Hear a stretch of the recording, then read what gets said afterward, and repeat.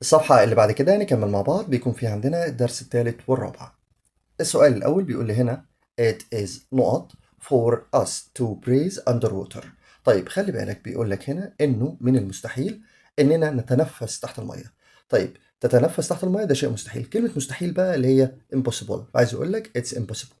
السؤال اللي بعده Mom had a bad note and couldn't go out. ماما كان عندها ايه سيء وما قدرتش تخرج. يبقى هنا اكيد عندها حاجة منعتها من الخروج. عندي هنا كلمة headache اللي هي معناها صداع. السؤال اللي بعده Some divers بعض الغواصين will not the bottom of the sea tomorrow. بعض الغواصين عايز يقول لك سوف يستكشفوا قاع البحر غدا. كلمة يستكشف اللي هي كلمة explore. يبقى أقول له هنا explore. اللي بعده The sun نقط behind a cloud. الشمس عايز يقول لك اختبأت أو اختفت خلف الإيه السحابة. يبقى كلمة disappeared. اللي بعده I watched an interesting film نقط the internet last week. أنا شاهدت فيلم عايز يقول لك مدهش على الإنترنت. طيب كلمة على الإنترنت اسمها on the internet. يبقى أقول له كلمة on. الصفحة اللي بعد كده نكمل مع بعض. السؤال الأول فيها بيقول لي هنا That new hotel looks نقط I really don't like it. هنا بيقول هذا الفندق الجديد يبدو إيه أنا حقا ما حبيتوش. طيب طالما أنا ما حبيتش الفندق ده يبقى هو كان سيء. سيء بقى اللي هي horrible. اللي بعده بيقول لي هنا if you don't نقط the lesson you should tell the teacher. لو أنت لم تفهم الدرس يجب أن تخبر مدرسك. طيب هنا في نفي اللي هي don't يجي وراها يفهم اللي هي understand بمعنى ما فهمتش الدرس يعني but don't understand. اللي بعده you shouldn't نقط in the sea if it's cold. طيب لا يجب إيه في البحر لو الجو كان بارد جدا. طيب الجو لما بيكون بارد جدا ما ينفعش نعوم في البحر. يسبح اللي هي swim. اللي بعده The tourists took the road south by نقط but they wanted to go north. طيب هنا بيقول إن السياح اتخذوا الطريق الجنوبي بالإيه ولكن هم كانوا عايزين الشمالي. يبقى هم مشيوا بالخطأ. بالخطأ بقى اسمها by mistake. اللي بعده Our friends أصدقائنا sent us some photos on نقط. صحابنا بعتوا لنا بعض الصور على إيه؟ طيب بص في الاختيارات. الحاجة الوحيدة اللي ممكن يتبعت عليها صور اللي هي السوشيال ميديا اللي هي مواقع التواصل الاجتماعي. اللي بعده The best way to not the countryside is on foot. طيب هنا بيقول إن أفضل طريقة أن تستكشف الريف على قدمك تمشي على رجليك. يستكشف لي explore. اللي بعده بيقول لي I can't find my earphones. أنا مش قادر ألاقي السماعات. They suddenly نقط هم فجأة عايز يقول لك اختفوا. اختفى اللي هي كلمة disappeared. اللي بعده You shouldn't نقط friends with bad people. طيب لا يجب أن تكون صداقات مع أشخاص سيئين. خلي بالك كلمة friend بيجي معاها make friends يكون صداقة يبقى make. اللي بعده When you are نقط to something you always need to do it. طيب هنا بيقول لما انت بتكون ايه في اتجاه شيء معين انت دائما تحتاجه. الحاجة دي بقى انت محتاجها على طول يبقى انت كده بدأت تدمن الشيء ده اللي هي addicted. اللي بعده when the man pulled the نقط the machine started to work. لما الراجل عايز اقول لك سحب دراع الآلة اشتغلت. طيب الآلة بيكون لها دراع كده. الدراع ده اسمه lever. الصفحة اللي بعد كده نكمل مع بعض جزء الأسئلة الخاص بالقواعد. نراجع مع بعض على قاعدة اليونت. عندنا جزء مهم جدا اسمه قاعدة if أو when. if when معناهم إذا أو لو. بيجي وراهم زمنين أو جملتين. الجملة الأولى لازم تكون في المضارع البسيط دي اللي بتيجي بعد if. والجملة الثانية ممكن تبقى will والمصدر أو should والمصدر. الجزء الثالث والرابع بقى بنتكلم فيه على النصيحة إن مضارع بسيط should أو shouldn't زائد المصدر. تاني كده if بيجي وراها مضارع بسيط should أو shouldn't وبعدين المصدر. طبعا القاعدة دي موجود شرحها في صندوق الوصف. هسيب لك الرابط تتفرج عليه. نبدأ مع بعض. تقول لي where should I go if I know to buy a new car. طيب احنا اتفقنا لما نلاقي كلمة if يبقى ده رابط قبل جملة وبعد جملة. قلنا اللي بيجي بعده على طول مضارع بسيط قبل منه جاي should والمصدر. خلاص مضارع بسيط حط عينك على الفاعل. I ده يعتبر جمع بيجي ورا الفعل فين؟ في المصدر. يبقى اقول له I want.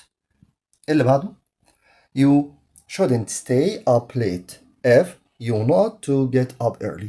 نفس الكلام برضو عند الرابط اللي هو F جاء قبل منه shouldn't والمصدر، يبقى الزمن اللي بيجي بعده مضارع بسيط. أعمل إيه بقى؟ أحط عيني على الفاعل. يو هنا جمع، يبقى الفعل اللي بيجي وراها في المصدر. مصدر الفعل اللي هو need، يبقى أقول له هنا need. الصفحة اللي بعد كده نكمل مع بعض. السؤال الأول فيها بيقول لي هنا when you not some problems you should tell your dad. طيب دي نصيحة، خلي بالك عند الرابط اللي هو when قلنا بيجي بعد منه زمن مضارع بسيط، والزمن التاني عندي جاي should والمصدر. عايز يقول لك لما بتلاقي مشكلات يجب أن تخبر والدك. طيب عايز مضارع بسيط، قلنا الفعل you جمع، يبقى بستخدم فعل في المصدر. سهلة كده، يبقى أقول له you find. اللي بعده سؤال correct. السؤال الأول if you feel tired you not go to bed. هو هنا جايب لي shouldn't. خلي بالك لو أنت بتشعر بالتعب طبعا لازم إنك تستريح، لازم تذهب إلى الفراش. يبقى هنا ما ينفعش أنفي، ده أنا عايز أقول you should go، يجب عليك أن تذهب إلى الفراش، يبقى you should. اللي بعده when you have an exam you should not relaxing. طيب في قاعدة سهلة جدا، لما تلاقي عندك should أو shouldn't وراها نقط على طول بقى سهلة جدا دي تحط وراها الفعل في المصدر. يبقى أنت should أو shouldn't وراها نقط يبقى المصدر، تشيل ing تقول لي هنا relax، تستريح، يجب أن تستريح. اللي بعده if you not to be fit you should do exercise. طيب نفس القاعدة، احنا قلنا الرابط عندي موجود اللي هو if، الجملة الثانية should والمصدر، يبقى الجملة الأولى مضارع بسيط، you جمع يبقى الفعل يجي في المصدر. أقول له هنا need، لو أنت بتحتاج إنك تبقى لائق بدنيا يجب إنك تعمل تدريبات. اللي بعده سؤال الاختياري. السؤال الأول when you go to bed you not turn your phone off. طيب دي نصيحة، لما تذهب إلى السرير طبعا يجب عليك إنك تقفل تليفونك، يبقى هنا محتاج أنصح. وين هنا جه وراه مضارع بسيط، الجملة الثانية تبقى should والمصدر. خلاص يبقى أقول له should turn off. اللي بعده you should tell a parent or teacher if you not worried about something. يجب أن تخبر والدك أو المدرس لو أنت قلق، تشعر بالقلق، يبقى هنا عايز فعل. طيب يو هنا جمع، قلنا مضارع بسيط I we you they الفعل في المصدر، يبقى أقول له feel اللي هو مصدر فعل بدون إضافات. اللي بعده if she has a headache، لو هي بتشعر بالصداع she not see a doctor، لو هي عندها صداع هي يجب أن تذهب إلى الطبيب، يبقى هنا نصيحة أقول له she should. بيقول لي هنا not you have a problem you should tell your parents. نفس القاعدة برضو، أنا هنا بقى عندي الجملتين، جملة مضارع بسيط وجملة should والمصدر، يبقى هنا الرابط اللي بيجي بعد مضارع بسيط وشود والمصدر اللي هو if، لو عندك مشكلة يجب أن تخبر والدك. اللي بعده what not I do if I need to make friends online. طيب ده سؤال عندي نفس القاعدة، الرابط if جاء وراه need مضارع بسيط، يبقى يجي قبل منه في النصيحة should. طب في السؤال should بتيجي قبل الفعل، عشان كده هو جايب لي what should I do، ماذا يجب أن أفعل. اللي بعده if you need to stay healthy you not go to the gym. طيب لو انت محتاج انك انت تبقى بصحة جيدة يجب عليك انك تذهب الى الجيم. طيب هنا محتاج نصيحة يبقى اقول له should، ما ينفعش اقول shouldn't، هنا اقول should go to. اللي بعده I should read books if not free time. قلنا قبل كده الرابط بتاعي اللي هو if بيجي بعد منه مضارع بسيط وقبل منه جاي should والمصدر. طيب مضارع بسيط I بتتعامل معاملة الجمع فاقول لك I have. اللي بعده if you meet مستر حمدي you not tell him about the accident. طيب لو انت بتقابل مستر حمدي عايز يقول لك هنا طبعا ما ينفعش انك تقول له على الحادثه، فمحتاج هنا ينهي بقى، يبقى اقول you shouldn't tell، لا يجب ان تخبره عن الايه الحادثه. الصفحه اللي بعد كده نكمل مع بعض، بتبدا معايا بسؤال correct. السؤال الاول بيقول لي هنا if we want to stop climate change اللي هو التغير المناخي، بعد كده بيقول لي we should not cutting down trees. طيب عايز يقول لو احنا عاوزين نوقف التغير المناخي يجب ان نوقف قطع الاشجار. طيب احنا اتفقنا ان كلمة should او shouldn't بيجي وراهم الفعل في المصدر بدون اضافات، يعني هتشيل الاي دي هتقول لي stop من غير اضافات، يبقى should stop. اللي بعده you not come to stay with me when you are bored. طيب نفس القاعدة هنا، خلي بالك بقى احنا عندنا قاعدة بتقول ان when او if بيجي وراها مضارع بسيط قبل منها بيجي should والمصدر، دي نصيحة فأقول له you should come to stay، يبقى هنا should. اللي بعده when you have much homework you not finish it first. نفس القاعدة هنا بيقول لك لو انت عندك واجب كتير يجب ان تنهيه، ما ينفعش هنا اقول لك لا يجب، الصح انك تقول لي should لان shouldn't بتخلف المعنى، فاقول should finish انك تنهيه الاول.